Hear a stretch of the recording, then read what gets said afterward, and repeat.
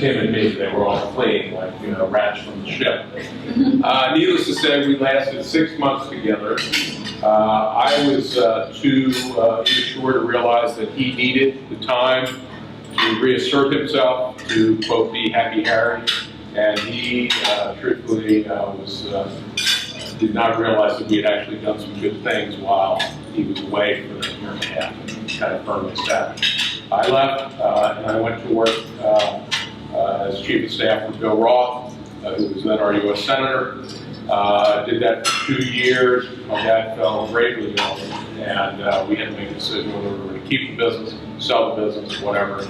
I left the Senator in 1986, and in '86 came back, and it was a whole different world. I had matured a lot. My dad had realized that we both needed each other, and unfortunately we only had 9 months together, and he passed away at the end of that 9 months. When he died, we had 17 stores. We were in only one state. During that next 22 years, we built the company from that period to 76 stores, to just under $500 million in sales, to the 10th largest drug chain in the nation. And we did it with the idea that really, not unlike Delaware, and that's why I'm telling you the story, Delaware is a very unique place. Delaware has this image that, oh, big deal, it's Delaware.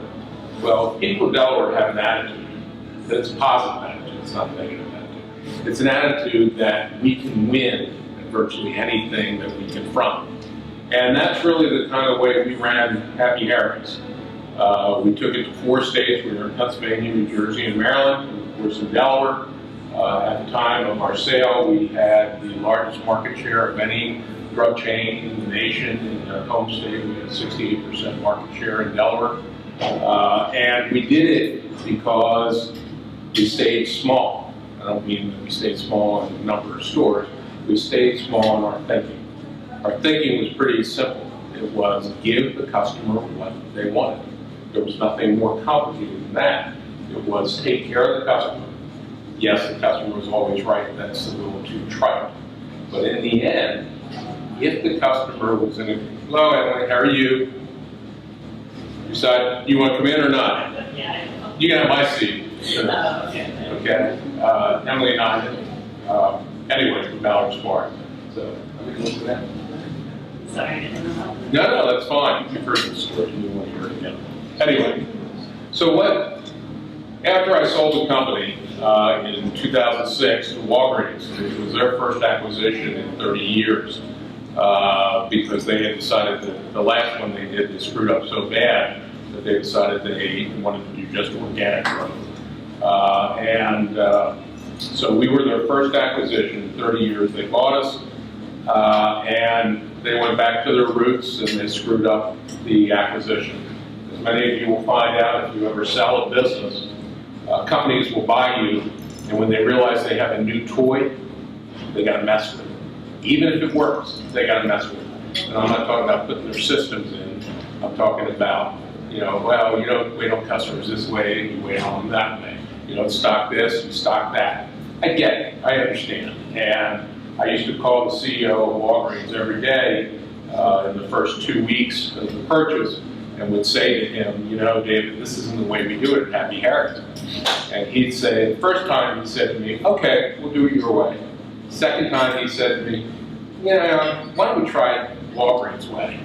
And the third time I think I called him, he said, I'll tell you what, we're doing it our way, and that's it. Don't call anymore. We were done. So that was it. Anyway, staying with the company is a very difficult thing to do for yourself. So I was signed for a 3-year commitment. At the end of 10 months, the new CEO and I had a meeting in Chicago, and he said to me, how about I buy out the rest of your deal? And I said, okay, I'll be out in a week. And that's the way it was. For them, it was better not to have this remnant from the past. And for me, it was better not to be there and watch the dismantling of our company in a different way.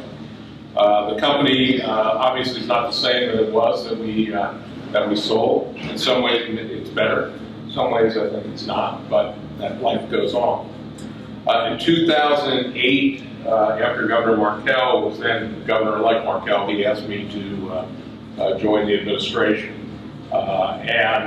First response to Jack was, I said to him at that point in time, "Are you crazy? I'm a Republican. He's a Democrat. I'm the only Republican in the administration. So they make me sit at my own table. And that's fine. Because I get a lot of room to spread out. Anyway, but in the end, it's worked out well.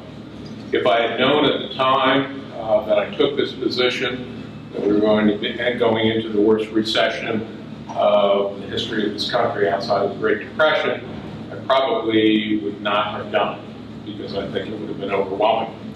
And it has been overwhelming. But in the end, we've taken this state and tried to mold it in different ways, and tried to really accentuate our positives, fix our negatives, and move forward.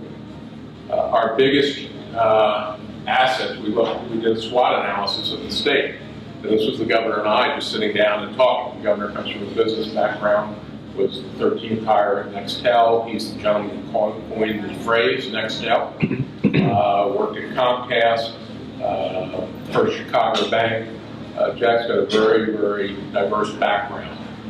So when we sat down and talked about business, we kind of knew where we wanted to go. So we looked at our strengths. Our strengths are obviously our location, an equidistance between Washington and New York, between the financial capital of the world and the government capital of the United States. Can't get any better than that. We're here, and you got to pass here. There's no way we get to 5 hours from you every time you go down 95, or you take the Amtrak through the city. That's a great positive. We look at the quality of life in this state. Quality of life is great. 2 of the best beaches in the United States, the top 5. 2 are in Delaware, Rehoboth and Bethany Beach, Dewey Beach, are the 2 cleanest, best beaches in the U.S. That's a big deal. We looked at the workforce. Our workforce is solid. We have a blue-collar workforce. We have a financial services workforce. We have a well-trained and ready workforce. And the best strength that we thought we had was our access to leaders, the ability to get things done. Now, we had kind of fallen asleep, and this is not blaming the former administration, but I think we kind of fell asleep at the switch. We let a lot of things go during the last 4 years of the administration beforehand, albeit I don't think we would have been able to come out of the recession unscathed. We still would have had the problems. But in addition to our strengths, we had to look at our weaknesses, and we had them. And it was important that if we were going to build this state and take it out of this recession, the loss of Chrysler, the loss of GM, the loss of the refinery, and then all the other jobs that are serving those industries, we had to do something. Please, everybody eat hot. So what we did was we looked at our weaknesses. Our biggest weakness were our schools. We had to fix our schools. We had 27% of the students the people that had kids in schools in Newcastle County were sending their kids to private and parochial schools. That was the highest percentage in the nation. Maybe that was because we were more affluent. Maybe that was because our taxes were so low. But in the end, the real reason was they were not happy with our public schools. And we had to fix it. We had to make them better than they were. So we did that, or we've begun doing that. We were able to win the race to the top. Here's my I pay you. It's okay. It's all right. Emily's our bond counsel, so it's fine. Anyway, so we worked on our schools. Are they better than they were? Yes. Are they where we want them to be? No. But our test scores are rising. We got rid of the DSTA, that we had, which was always administered at the end of the semester instead of the beginning. You take it in May, and these kids, they get the results in June, and nobody would review them with the kids until September. And guess what? They were worthless at that point in time. So now we do that when we can do something with the results. They make sense. We can tailor education patterns to the kids in the most effective ways. Our teachers are more accountable than they were, and that's good and bad. I mean, we've got some bad teachers, but we have a hell of a lot of good teachers, and we need to continue to cultivate them. We got rid of a ton of our regulations. The governor ordered a regulatory review of every state agency, which was important for the state to go forward. And we eliminated roughly 350 regulations that were really duplicitous, or old, or whatever. And lastly, and most importantly in my mind, the agencies started working together. DelDOT, DENREC, DIDO, we never talked. So if you had a problem with, you couldn't get a permit or something in DelDOT, somebody would call DIDO and say, I can't get this done. We'd say, yeah, they're idiots over there. That was our response. We don't tell them what to do, they don't tell us what to do. I talk to my counterpart, Shailen Bhatt, at DelDOT at least twice a week, and Colin O'Mara at least 4 times a week, because his office is right across the sidewalk from mine, so we see each other all the time. And I can honestly tell you that makes it better. It shouldn't be that you have to call to get action. Sometimes it's just the way it is. Squeaky wheel gets the grease. Hopefully we have raised everybody. We're seeing a greater increase in permits. We're seeing a greater increase in building throughout the state, and we think things are happening. I'm going to just tell you that I think we are growing. You all see it every day. I'm kind of a little bit of an ivory tower. I'm paid to say things are good. But I will give you one indication of how I think things have gotten better. I look at our unemployment rate. In November of 2011, it was 8.4%. 38,000 people in Delaware were out of work. Today, it's 5.9%, and that's 26,000. That's still too many, but it's a hell of a sight better than where it was. I think it's only going to get better. We're seeing more activity. We're the only state in the union where you're seeing bank activity, financial services grow. JP Morgan Chase added 1,200 last year. They just committed to an additional 500. They purchased the South Campus of AstraZeneca up on Concord Pike. Finally, we're allowed to say that. I think, when everybody else was saying financial services were the worst business in the world to be in, Delaware said, you know what, it makes sense. It's a clean industry, they pay well, they have good benefits. Why wouldn't we continue to grow financial services in the state? And we have. Bank of America is adding people, Citibank is adding people, Barclays is adding people. I mean, this is a function of not only our workforce, but our location. And those two things coming together. People want a quality of life that this location gives them at a cheaper cost of living, approximately 30% less than what it is in New York City. So we're optimistic. Tourism continues to just, we were up 20% last year in tourism at the beach. It may have been as a result as much of Superstorm Sandy and what happened to people from New Jersey that would normally have vacation there, afraid that they weren't going to get in place, that they wouldn't be ready. But truthfully, our rentals are up this year. Our pre-rentals are already up. We did a press conference this morning about tourism, and we're really excited and very optimistic that this is going to be another banner year for Delaware.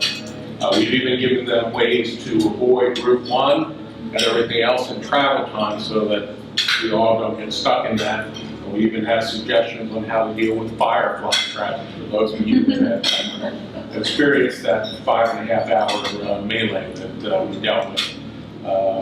I can just tell you this, that I think Delaware is going in the right direction. But again, I'm paid to say that. My feeling is, I need to know from you. When I was at Happy Harry's, the one thing I used to love to get were complaint cards. And I know that may sound strange, but I couldn't do anything about the good cards with the exception to call, Sandy at the store and say, "Hey, Sandy, you did a great job, thanks." But a complaint, I could do something about. I get angry, but I mean, the point was it was an opportunity to change something, a perception. So every time I got a complaint, I would call the customer directly, and the customer was always like, "Why are you calling?" "Well, you wrote." I mean, obviously you cared enough. Instead of writing me back a letter and having this dialogue going back and forth that way, why don't you just talk about it? And by the end of the conversation, they were always saying, "Well, don't fire that person. They're not that bad." It's like, no, they have to learn. But, we need to hear from you. When we screw up, we need to know it. And at the same time, we've got a lot of employees in the state. State employees who, I came in, much like most of you from the private sector, who thought state employees were a bunch of slugs.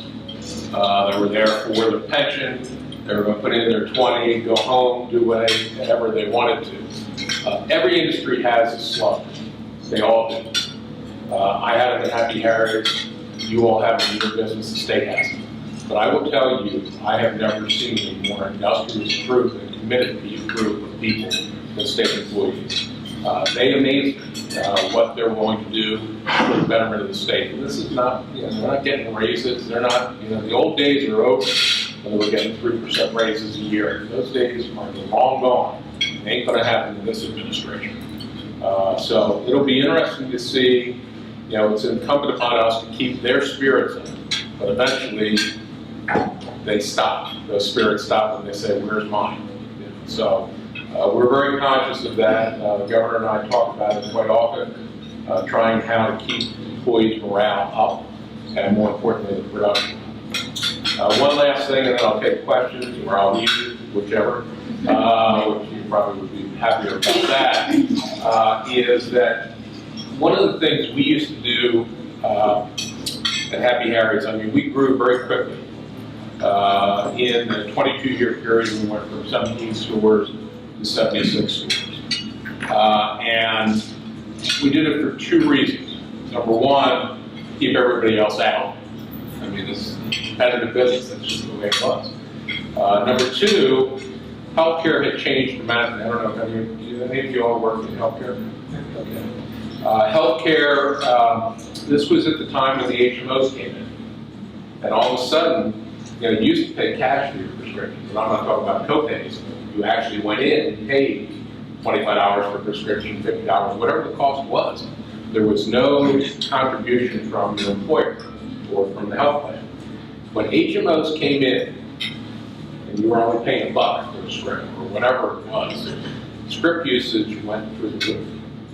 And in fact, I will tell you the largest company, or the company that had more prescriptions filled than anywhere else in Delaware was Happy Harry's. I'm not talking about that we filled more prescriptions, our employees, because they would all get a prescription, they went back to the store and they'd say, "Well, the hell with it, I might as well get a script though. They gave it to me, I guess I'll get it." They didn't need it, but they figured, what the hell? So anyway, we ended up paying for that. In the end, when things ramped up, volume went up 50% on that, and you needed sites to fill the needs. So that's why we did that. But in the end, what we tried to do, we looked at and this is what I encourage you all to do, and we try to encourage in Delaware as well, or at least the team at Dito. I looked at building stores like making soup. You start with a good stock. You've got a big bowl or a big pot of soup that you're cooking. And each time that you added a store, location, stores, you call bank branches stores, you have to add seasoning to that because you would be diluting it with water each time. Put a little more water in for each store or each new employee or whatever. If you're not constantly watching it, if you're not constantly adding seasoning, if you're not constantly making sure that the taste is still the same, then eventually what happens, you grow so quick that all you have is slop in the bowl, in the big vat, if you will. And we were very conscious of that. So we always thought of ourselves as a small neighborhood drugstore. Our managers were the mayor of Fairfax, the mayor of Brandmart Plaza. That's what we used to say to them. We wanted to know, if I wanted to know what was happening in Fairfax, I'd call the manager and say, tell me what the pulse of Fairfax. They were happy Harry to everybody that came into that store, because that's who they thought they were. We never tried to be anything that we weren't. Yes, we grew. Yes, we probably exceeded a lot of people's beliefs of how far we would go. But in the end, we did it because we stuck to our principles. Delaware is going to do the same thing. And that's the only way that Delaware is going to be able to continue to grow, is if we stick to our core principles, but at the same time, constantly taking care of the problems we have and not ignoring them. And that's what we try to do. With that, I'd be happy to take any questions you have. And you can ask the governor when he's here on Friday. On Friday, when he's here speaking, don't tell myself. Okay? Yes, sir. I had a question. Are there any initiatives, I'm sure there probably are, I just haven't read about them, where the government and business and the education, like the University of Delaware or even the high schools, are working together to make sure that our youth are trained to be what our businesses need? Yep. That is a great question. It'll be a perfect question for the governor on Friday. I mean, if you're coming on Friday. I actually am. So. Okay. Well, he just introduced a new program, an internship program, a week ago. And rather than steal his thunder, I would just say that we are working with the universities and with various businesses, primarily on the manufacturing side and on the STEM side as well. So Siemens is one of the companies we're working with, Dow is one of the companies we're working with, but also in the manufacturing arena as well. We want these kids to get into the jobs as interns to see what it's all about so that they can get excited about it. Because right now, kids just go through the motions and they come out and they say, well, what the hell am I supposed to do with my life? Well, if they get something that turns them on, it gives them an opportunity, it gives them a pathway. And a lot of these companies we're hopeful will adopt these kids, not completely, but adopt them and take them through college, if it's a college situation, or through a vocational facility or whatever, and put them to work. That's what we're trying to do. But it starts with the companies and the schools as well. And that's what we're working on. Because they do, there's something in Chicago I saw, where actually IBM is guaranteeing the kids in high school, if you go to 6 years of high school, so that's like 4 years of high school plus 2 years of technical college or whatever, you will be guaranteed a job paying $50,000 a year. I mean, so the kids know right from the beginning. Exactly. And I was impressed with that. I thought that, and it might be a way of attracting more business. Well, I think you'll find, I mean, that's where we are and where we're trying to get to. Obviously, we're in the infancy, I think Chicago's been doing this for around 5 or 6 years now with IBM. But the governor, we've tried to focus on the smaller firms as well because they need the help too. Their workforces, their success is contingent on the workforce that they have. If they have a good workforce, we have here in Delaware, that's one of the things I should tell you. We're in a battle right now. You probably read about it, the data center in Newark. And also Allen Marin, which is a chicken poultry manufacturer. Marin is a poultry manufacturer out of Korea that acquired Allen's hatchery in Seaford. They've agreed to purchase what was the Pinnacle plant in Millsboro, which is a glass pickle facility. 700 jobs down there in Millsboro, 300 jobs in Newark. In both cases, the use, while different, is no more invasive environmentally than the use that was on the site before. The site in Newark was the former Chrysler facility. We had environmental issues in the ground, we had environmental issues in the sky, I mean, Chrysler came about in 1946 with manufacturing tanks there, and it stayed through 2008. The things that were found there were damning. The data center is obviously a lot cleaner, subject to greater regulation, and we've run into problems with the community. They think it's too loud. Well, its decibel level is lower than what the Chrysler plant was. But the fact that Chrysler's been gone for 4 years, people say, oh, it's an open lot now, that's what we want. Well, guess what? That ain't going to happen. I mean, something's going to go there, whether it's a data center or not, something is going to go there that makes noise. The same down in Millsboro. They're worried about the water treatment. They used to say to us that the water tasted like pickles. So now they're afraid the water is going to taste like chicken. Nothing could be further from the truth. It doesn't taste like pickles or chicken. There also has spread the rumor that these 700 employees are all going to come from Korea. So there are going to be 700 Koreans running through Millsboro working at this facility, and they're all their offspring. In the end, Delaware needs to decide, are we going to create jobs, are we going to create opportunity for our kids and our grandchildren so they can live here or not? I mean, it's fine, and Governor criticized me for saying it, but I'll say it anyway. We can be like Florida. We can be a waiting room for Kevin, which is really what Florida is. Or we can have industry here, and we can create jobs. And I think that's really where we need to be. We need to create jobs and opportunity for Delaware. And so hopefully these get resolved. I can tell you that DENREC is as tough as they can be, and they should be, with the regulation. And I think, in the end, I think these people are going to be a lot happier than having a vacant facility just sit, well, I don't know about Newark, but this vacant facility in Millsboro that's going to just smell like pickles if it doesn't get activity there. So, anyway. So we do have programs, and we are working on even more. Anything else?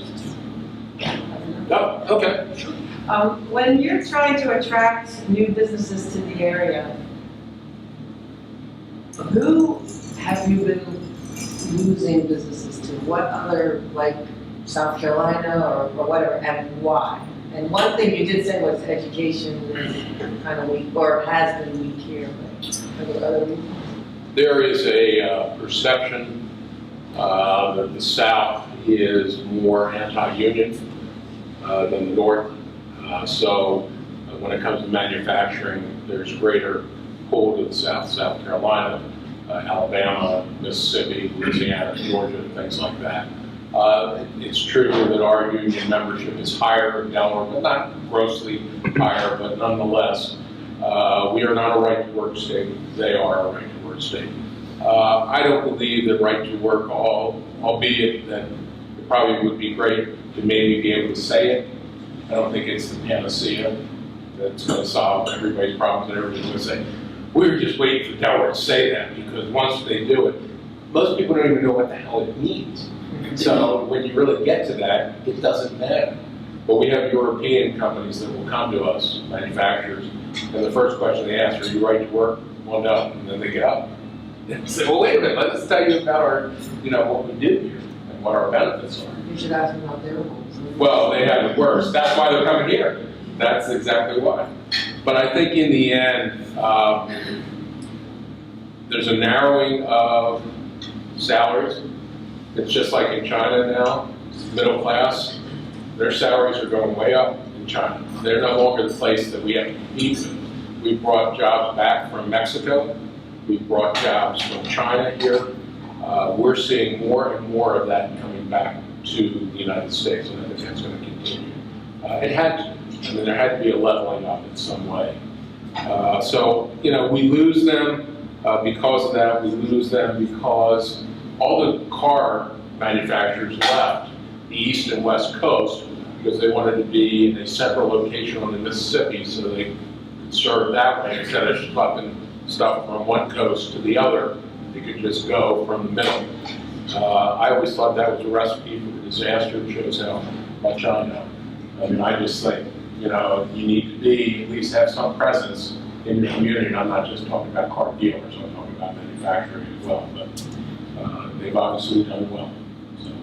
we'll see. But you know, you find your niche, whatever that niche is. And in our case, it's our workforce, quality of life, our access to government leaders, and location, and that's what you accentuate. And as long as you've got the other, your foundation strong, you can succeed. So, there's a question over here, I think. Yes. One of our big coups recently was luring Amazon to have their distribution center here. I understand that DDO was involved in making that happen. Can you explain to us how that all went down and what you did in your office to lure that big employer?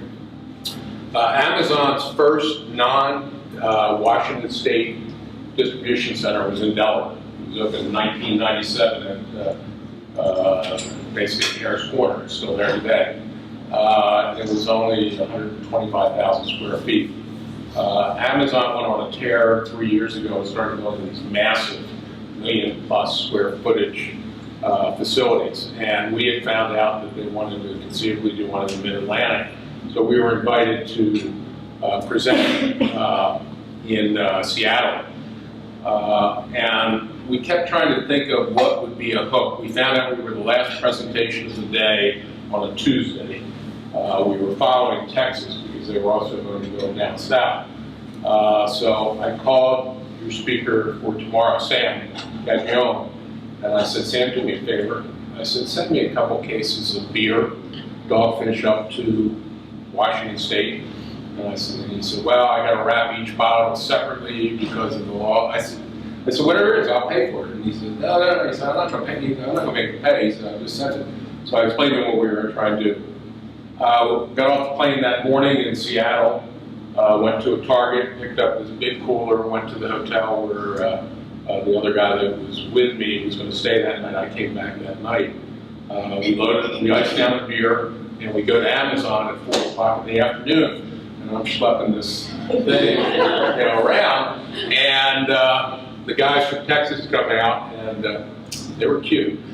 They had big buckles, the stars, and they had 2 blonde-haired women and 2 blonde-haired guys. Looked like they just stuck that in GQ or whatever, and or Western Weekly or something like that. And, those are us. And anyway, so this guy sees me with this thing, and he says, "What you got in there?" And I said, "Are you with Amazon?" He said, "No, we're with Texas." I said, "Then it don't matter what we got."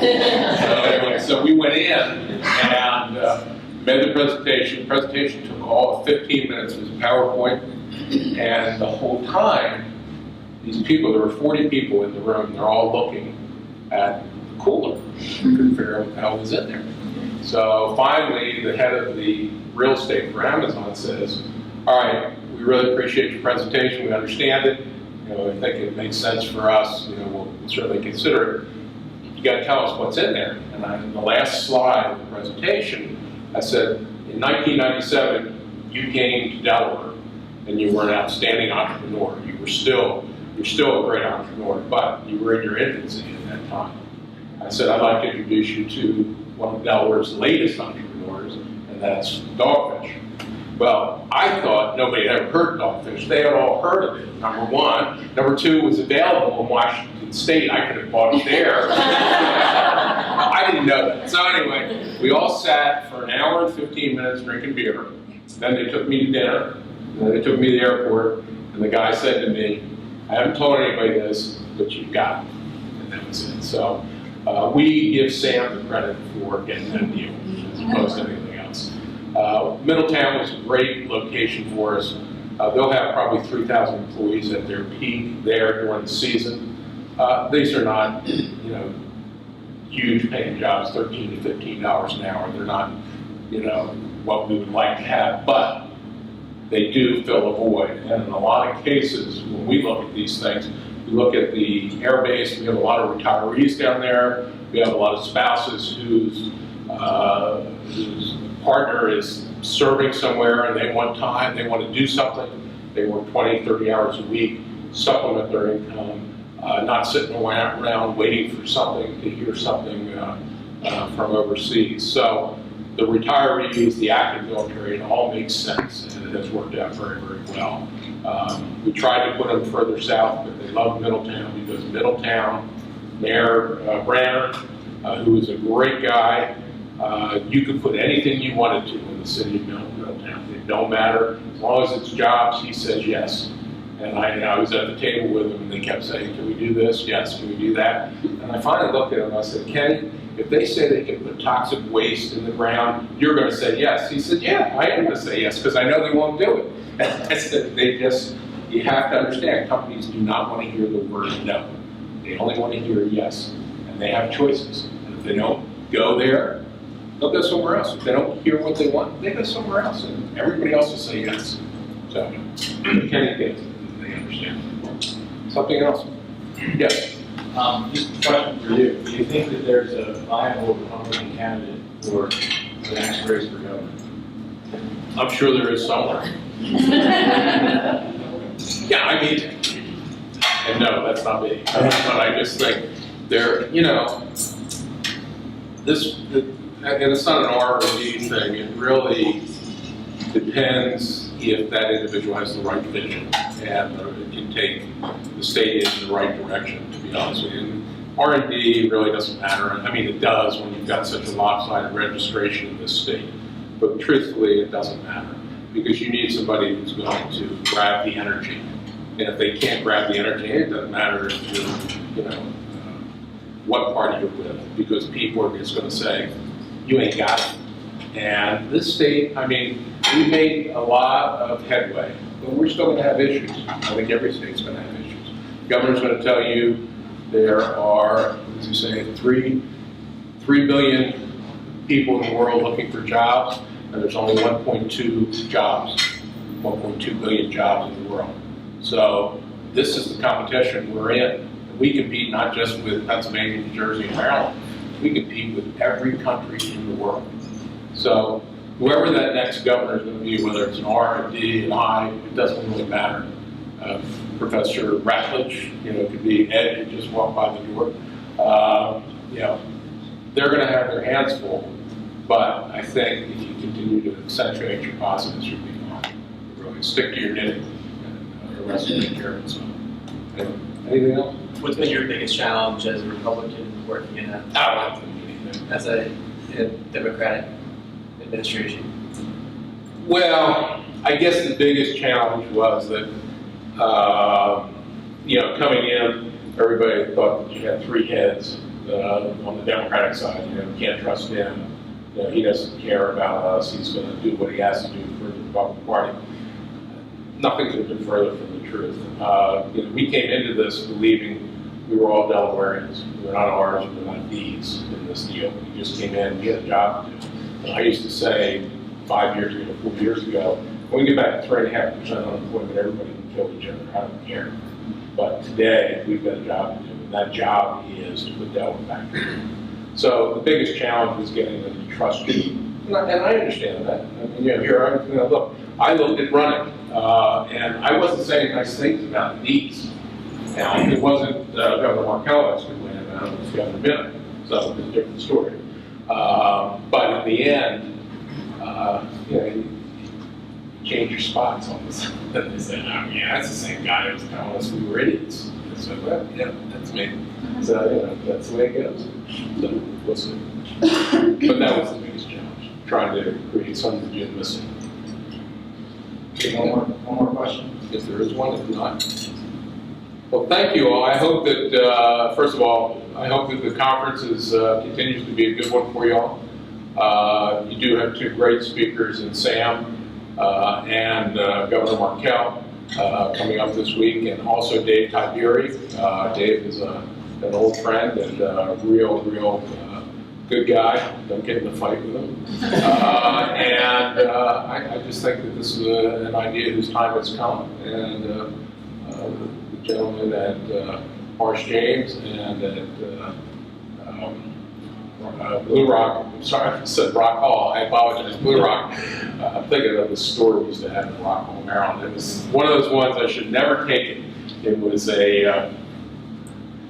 our director of development said, this is a great place for us to open a store. And I said, why? He said, well, I'm down there every weekend. And he found the site and it was like, anyway, it's still there. God knows how, but it's still there, and I'm doing very well. Anyway, with that, it's a pleasure to spend time with you all, and I wish you all well. And you're not missing anything outside of training, so thank you guys. Thank you.